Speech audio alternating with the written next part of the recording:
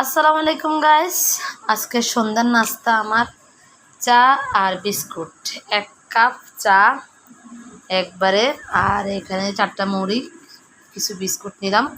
সন্ধ্যার নাস্তা সবসময় তো আর নাস্তা বানাতে ভালো লাগে না, তাই চা বিস্কুট কমন নাস্তা হয় সবারই।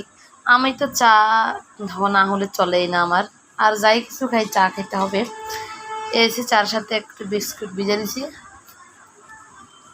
আর খাইতেছি। ওটা হচ্ছে আমার নাস্তা। বলছে মিল্ক মেরি এভাবে চুবাছে, এভাবে খাবো।